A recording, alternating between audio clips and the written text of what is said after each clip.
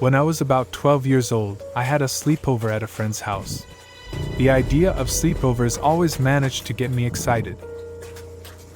During sleepovers, people would usually hang out, play games, and some would use a Ouija board to contact lost spirits.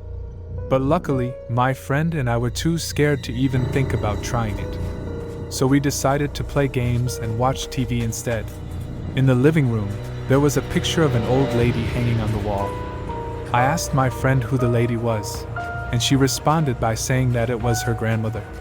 We continued playing video games until her mom told us that it was time to go to bed. So as time passes, and we are laying on bed, all of a sudden I hear something coming from the attic. It was only me who noticed the loud sound. I was surprised how my friend did not hear the sound, since it was pretty loud. So I just decided to ignore it, because I thought that it was probably a storm. But the sound just kept getting louder and louder. As I try to ignore the sound, I look at my watch, and I see that the time is 3 a.m. Then I remember this myth regarding angry spirits showing up at 3 a.m. I didn't think much at first, but I slowly started to panic as the sound continued. So I decided to gather all my strength and investigate the attic. As I am slowly approaching the attic, I heard a weird scratching noise coming from it. I opened the door and entered.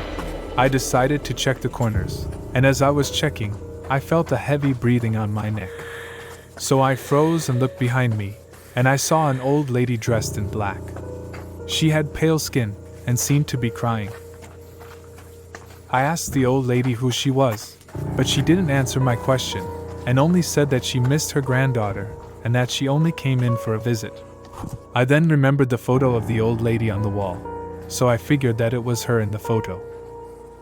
The old lady made a small whistle as she finished each sentence. She somehow was able to whistle while her mouth was closed.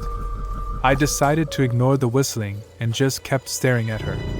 She then asked me to bring her medicine, as I was afraid, so I nodded without saying a word and rushed down the stairs to where my friend was sleeping.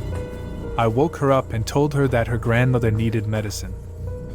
She then looked at me with a confused face, which made me feel like I said something wrong.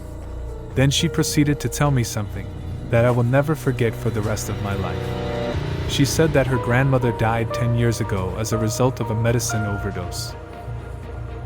Then when I told her what happened in the attic, she gave me a weird look and thought I was joking.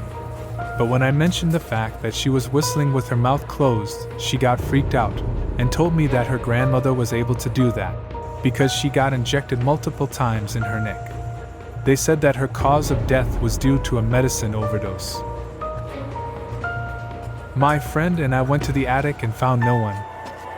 There was just an opened window.